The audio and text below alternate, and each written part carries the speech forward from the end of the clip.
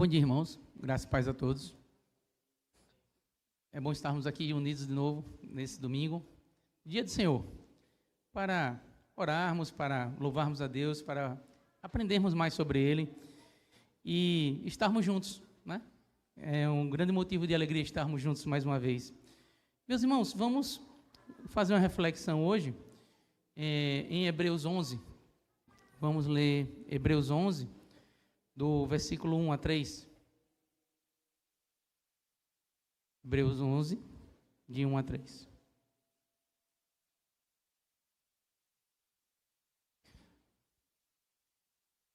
A palavra do Senhor diz: Ora, a fé é a certeza das coisas que se esperam, a convicção de fatos que não se veem.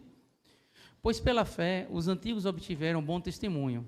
Pela fé entendemos que o universo foi formado pela palavra de Deus, de maneira que o visível veio a existir das coisas que não são visíveis. Amém? Vamos orar. Senhor nosso Deus, amado Pai, estamos mais uma vez, Pai, aqui diante da Tua palavra, diante da Tua vontade, Senhor. E te pedimos, Pai, humildemente, que o Senhor nos oriente por meio do Teu Espírito, que o Senhor esclareça o sentido dela aos nossos corações e que o Senhor permita que ela seja aplicada às nossas vidas, Pai, que o desejo, Pai, de seguirmos a Tua vontade seja mais forte no nosso coração do que o desejo de olharmos para esse mundo. Em nome do Teu Filho Jesus que te oramos agradecidos. Amém. Meus irmãos, hoje vamos pensar um pouco sobre o que é fé. É uma palavra muito comum na boca das pessoas hoje em dia. Não sei se os irmãos já notaram, mesmo conversando com pessoas que não creem em Deus, a coisa mais natural do mundo é quando tem algo que as pessoas querem almejar ou conseguir, a pessoa fala logo, não, com fé em Deus isso vai sair. Mas que fé é essa? Que Deus é esse? A fé em Deus, o único Deus, o Deus que nós cremos, né? A fé em Jesus Cristo, ela é diferente dessa fé que o mundo entende. Se olharmos um dicionário, o significado de fé é quando você confia absolutamente em alguém ou alguma coisa. Mas esse alguém e alguma coisa não importa muito bem o que seja. É comum, infelizmente, colocarmos às vezes muitas expectativas em cima de algum bem que nós temos ou de uma pessoa que nós conhecemos. E, é claro, essas coisas todas falham. Essas coisas não são perfeitas. Essas coisas fazem parte do mundo caído. Então, eventualmente, quando isso acontece, como nós não compreendemos o que é a verdadeira fé em Deus e aplicamos um conceito da fé do mundo, nós nos decepcionamos. E eu já vi, infelizmente, pessoas saírem da igreja porque se decepcionaram com o irmão, com o pastor, com o presbítero, com o diácono, porque eles estavam firmando a vida deles na coisa errada, na pessoa errada, em vez de firmar a vida em Deus. Então, a fé que Deus nos dá, ela tem algumas características, e a Escritura revela isso para nós, não é? A fé, o versículo 3 mostra, é a plena convicção de fatos que não se veem. É pela fé que a gente crê que tudo que nós vemos, todo esse mundo, todo esse universo foi criado por Deus. É pela fé que nós cremos que foi o Senhor, com o poder soberano dele, que criou todas as coisas e todas as pessoas. Somente o Senhor, nosso Deus, pode nos dar essa fé. Isso é feito por meio de uma operação do Espírito Santo em nosso coração. Não é algo que nós possamos construir por conta própria. Se nós observarmos o texto em Efésios 2, versículo 8, a palavra do Senhor diz, porque pela graça vocês são salvos, mediante a fé. E isso não vem de vocês, é dom de Deus, não de obras, para que ninguém se glorie. Para que ninguém se glorie. Nós temos que ter a compreensão que nós dependemos totalmente do Senhor para mudar o nosso coração. Para fazer isso que nós acabamos de cantar aqui, louvando a Deus, esse pedido que nós fizemos para que Ele mude todo o nosso ser, mude o nosso coração, retire do coração aquilo que desagrada a Ele. Nós dependemos do Senhor para isso. E essa é a fé que vem de Deus. Esse é o dom que vem do Pai das luzes, que vem lá de cima, de onde vem todo bom dom, toda boa dádiva, como diz a palavra. E a fé em Deus, a fé real, não é essa como o mundo enxerga, não é essa como o mundo fala com facilidade. Com fé em Deus você vai conseguir. A fé em Deus, ela se alicerça nas promessas de Deus. Muitas vezes a gente fala, fulano está lutando para conseguir um emprego melhor, ou a comprar aquela casa, comprar aquele carro, e aí se fala, não, com fé em Deus, isso vai acontecer, isso vai dar certo. Mas muitas vezes está se colocando fé numa expectativa criada pelo coração humano. A gente tem que lançar a nossa fé, o nosso foco, o nosso alicerce nas promessas do Senhor.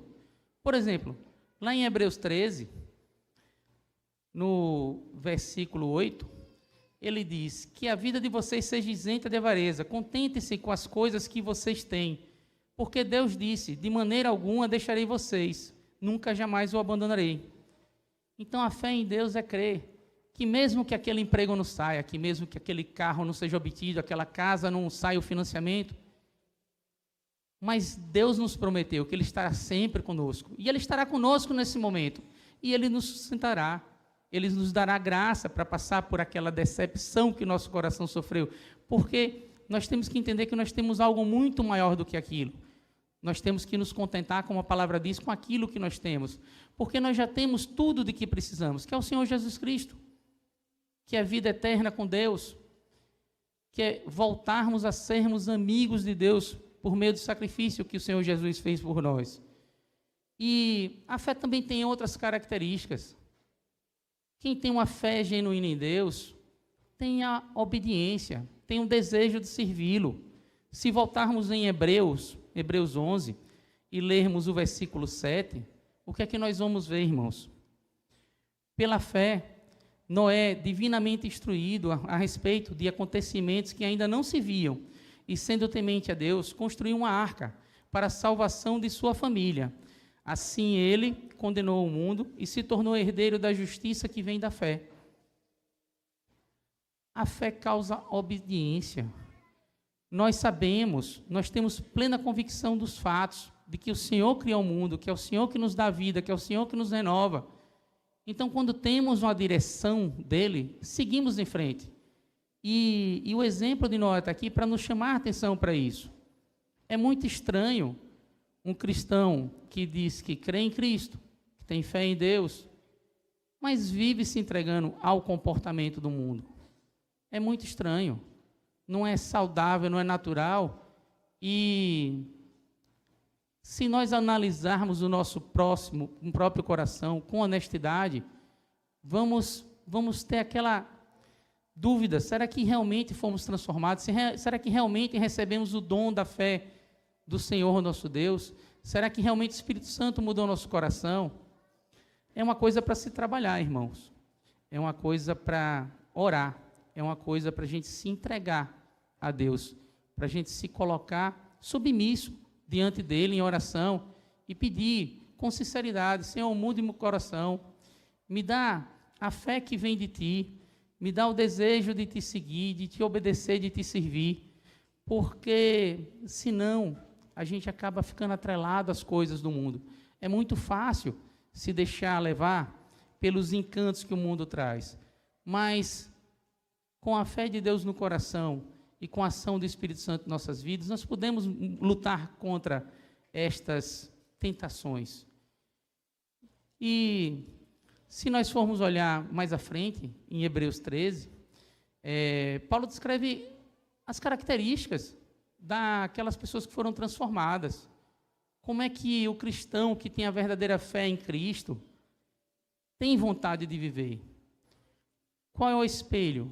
Ele diz aqui no capítulo 13, versículo 1: seja constante o amor fraternal, Não se esqueçam da hospitalidade, pois alguns praticando-a, sem o saber, acolheram anjos. Lembre-se dos presos, como se estivessem na cadeia com eles, dos que sofrem maus tratos, como se vocês mesmos fossem os maltratados.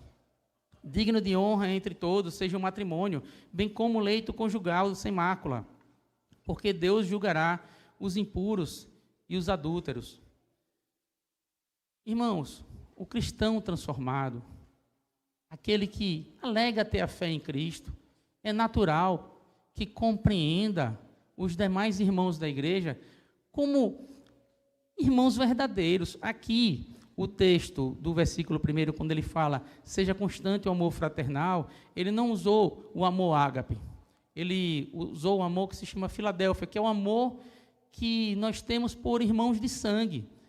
A ideia é que nós nos consideremos como irmãos de sangue, o mesmo amor, o mesmo cuidado que teríamos com alguém que nasceu na nossa família, até porque todos aqui nasceram de novo em Cristo, todos nós fazemos parte da mesma família. Então, é muito estranho alguém que diz que tem fé em Deus e Cristo, não gostar de estar com os irmãos, não fazer como o versículo 2 diz, não ser hospitaleiro, não gostar de receber os irmãos em casa, não gostar de se reunir com os irmãos. É um comportamento estranho. Por que eu trago esse texto para reflexão hoje? Se nós temos dificuldades de fazer isso, talvez seja um momento para que a gente pare, para que a gente ore, para que a gente se entregue a Deus de verdade e tente compreender por que agimos assim. Por que temos dificuldades de interagir com os nossos irmãos em Cristo? Porque temos dificuldades de compartilhar a mesa com o irmão em Cristo? Porque temos dificuldade de convidar um irmão à nossa casa? Porque é o sentimento natural de quem tem a fé que é dada por Deus em Jesus Cristo. É o sentimento natural. E Paulo chama a atenção para isso aqui. E é uma coisa que nós temos que ter atenção em nossas vidas. Porque às vezes nós nos fechamos. Às vezes é verdade, passamos por problemas. Tivemos dificuldades com irmãos da igreja, isso gera alguma barreira protetiva, mas temos visto por essas semanas aqui a questão do perdão, temos visto como funciona, temos visto o perdão que nós tivemos em Cristo, que foi muito maior do que qualquer ofensa que possamos sofrer. Então, é um ponto que vale a pena trabalharmos em nossas mentes e nossos corações. Essa questão da hospitalidade, da vontade de estar com outros irmãos, do compartilhar uma refeição, isso faz parte da vida do cristão. Ele fala no versículo 3 sobre os presos, como se estivessem na cadeia com eles. Existem perseguições, graves perseguições por aí afora. Nós temos que ser solidários, temos que orar por esses irmãos, temos que nos sentir como se fôssemos nós, porque é a nossa própria carne que está ali sofrendo. Esses irmãos fazem parte de um só corpo, nós fazemos parte de um só corpo, que é o corpo de Cristo. E quem aqui não sente dores se der uma topada no chão? Se o seu pé estiver machucado, você vai sofrer. Se sua mão estiver machucada, você vai sofrer. Bem assim, uma parte do seu corpo está sendo perseguida. Então, é interessante que a gente se lembre desses irmãos, que a gente ore por eles e que a gente se coloque no lugar deles para entender o que eles estão passando. Ele também cita que aqueles que são transformados, que têm a fé genuína dada por Deus em Jesus Cristo, se esmeram por ter um casamento digno de honra. Ele fala aqui, no final, Deus julgará os impuros e os adúlteros. Ele separa, no texto original em grego, são duas palavras que significam coisas diferentes. Adúlteros são aqueles que têm relacionamento com outras pessoas fora do casamento. E impuros é qualquer tipo de impureza. Ele usa a palavra porneia, né? Imagens, pornografia, o olhar indevido para outras pessoas. E é verdade, irmãos, eu sei que muitos aqui passam por isso. Todos nós passamos. Passar por isso não significa dizer que não somos transformados, que não temos a fé genuína em Jesus Cristo. Mas nós temos que nos policiar, estarmos lembrando o tempo todo que nós temos a obrigação de lutar contra isso. É verdade, é um esforço, uma luta totalmente inútil, se não tiver o Espírito Santo nos dando ajuda. É verdade, mas é uma luta que nós temos a obrigação de fazer na dependência do Espírito Santo de Deus, para conseguirmos superar essas questões, essas dificuldades e essas inclinações ao pecado. E, irmãos, finalizando, e não menos importante do que tudo que foi dito aqui, até porque não existe um trecho da palavra de Deus que seja mais importante do que outro. Cada item, cada vírgula, cada palavra é a vontade do Senhor para a nossa vida. E nós devemos nos esforçar, nos esmerar para conseguir vivermos assim. Não é fácil. Na verdade, é porque a palavra fácil não cabe aqui. É impossível, na verdade, para nós. É impossível sem a ajuda de Deus. É por isso que todo esforço que fazemos tem que ser sempre na dependência do Espírito Santo de Deus. Por que isso tudo é muito importante? Porque lá, em Hebreus 11, no versículo 6, ele diz: de fato, sem fé é impossível agradar a Deus, porque é necessário que aquele que se aproxima de Deus creia que Ele existe e que recompensa os que buscam. É o tipo de pensamento, irmãos, que nós só conseguimos ter com a fé genuína dada pelo Espírito Santo de Deus, com a transformação do nosso coração. Não temos como dissimular isso, não temos como tentar fingir isso. Que foi o que aconteceu com Caim e Abel. Deus sabia o que estava no coração de cada um e aceitou a oferta de Abel e recusou a de Caim. Então, meus irmãos, aproveitando esse dia, esse momento e esse texto da Escritura que nós lemos hoje, o que eu digo é: vamos aproveitar e nos entregar em oração ao Senhor, pedir a Ele que trabalhe no nosso coração, nos dê a fé genuína nele, no Espírito Santo, no Senhor Jesus Cristo, e vamos tentar avaliar o nosso comportamento e nos esforçar para que realmente estejamos vivendo de acordo com a fé que professamos aqui. Amém? Vamos orar. Senhor Deus, nosso amado Pai, Senhor, nós te pedimos perdão, Pai, pelas vezes que erramos, pelas vezes que nos desviamos da Tua vontade, Senhor. Nos entregamos, Pai, humildemente diante do Senhor agora nesse momento, te pedindo, Pai, que Teu Espírito Santo retire do nosso coração tudo aquilo que desagrada, Pai.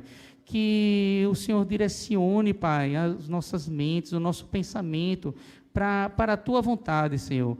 Que as coisas desse mundo nada signifiquem, Pai, diante de Ti, no nosso coração.